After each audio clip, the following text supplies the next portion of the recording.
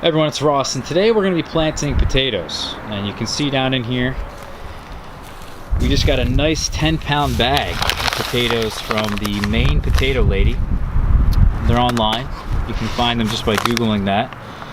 And this is the variety called German Butterball. This is a variety that's supposed to be extremely tasty.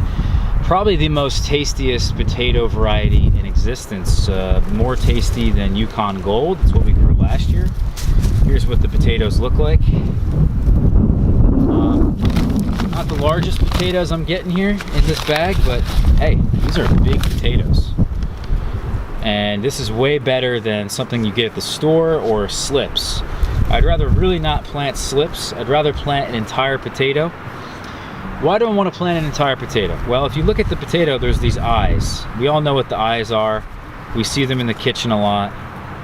That's where they sprout, and that's where they send up new shoots. That's where their leaves come up from.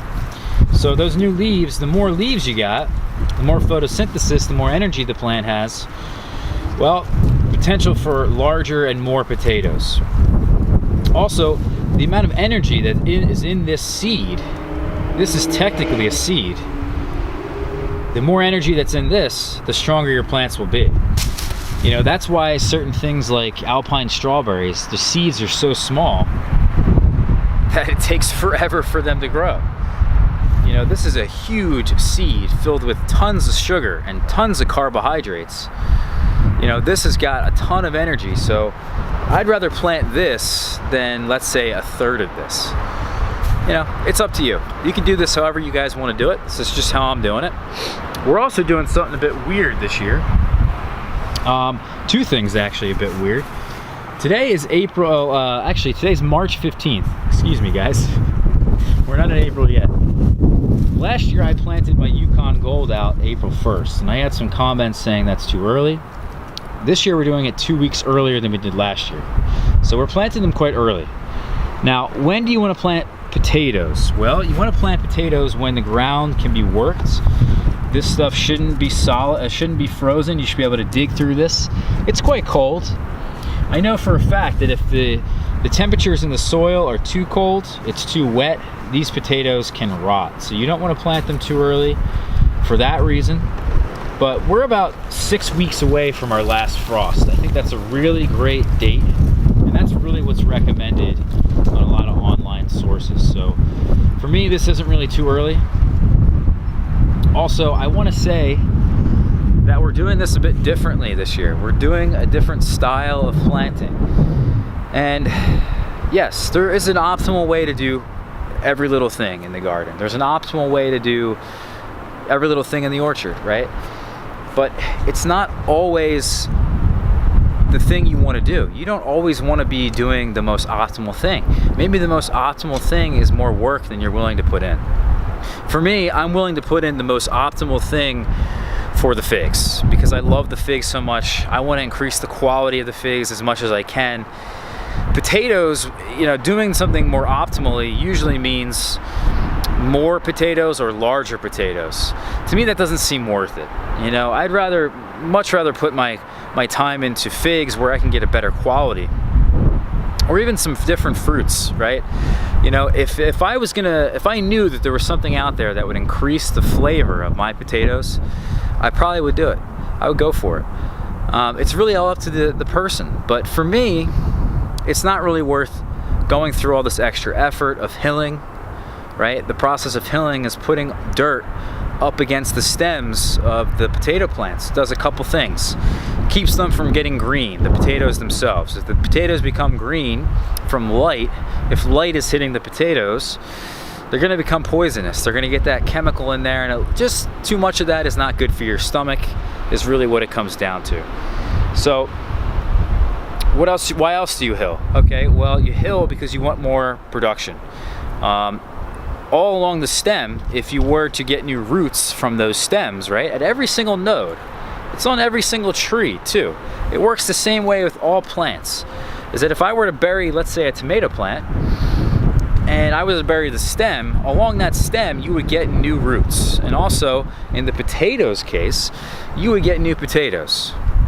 So you're getting more yields that way, for certain, by hilling up the soil, by getting that soil up there, you're getting the roots, more potatoes. Pretty simple, right?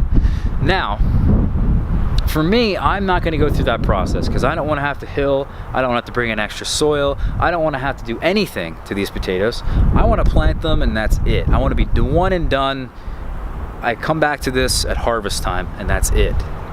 Now, some of you guys may live in a location where you have to give these plants a little bit more effort. But in my climate, I don't have any disease. I don't have any potato beetles. I don't even have to water these damn things. I plant this seed here and I'm done. I don't know what it is. Maybe I'm doing something right. I don't know. But here's the method that I'm going to use this year, okay? And when I want to tell you, just look at this method with an open eye because, again, I don't have to be doing things the most optimal way. I don't have to be doing things the way everyone else is doing it, right? There's 1,000,001 ways to do the same thing in gardening. We can't be making these blanket statements that apply to every single situation throughout gardening. It just doesn't make sense. We talked about this in our garden myth video of Fruit Talk just pretty recently. And really explaining why myths in general, garden myths, and general statements about gardening are just mostly untrue. Yes, there isn't a most optimal way.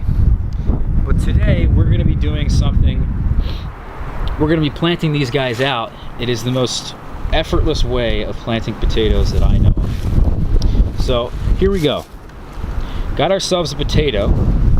We've got ourselves a bed. We've selected out the site. We got full sun. We've given them enough space. This is 3 foot wide.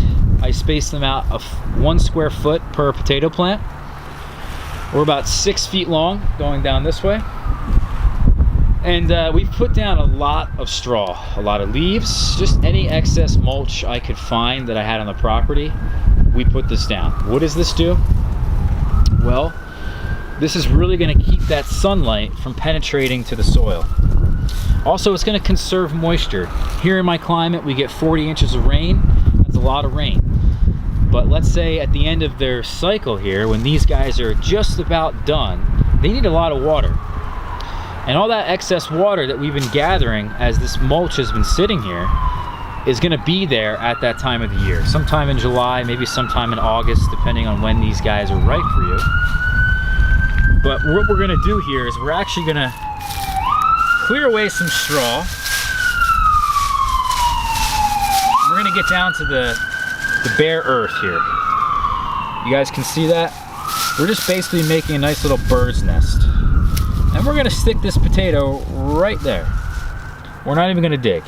And we're just gonna cover this with straw and leaves and mulch. We've got the other one there. We're gonna put this one here, 1 foot away, and we're gonna cover this up. Now, there's not enough mulch here, okay? I'm gonna have to come back. If I can get more mulch throughout the year, of course I will. We're gonna put that mulch on top of these potato plants because I don't want these potato plants getting green, okay? That's really important. Here's another spot, and we're just gonna fill this in. Now, it really does depend on how much mulch you guys got, right? We don't want this blowing away too. But our production's gonna be great, okay?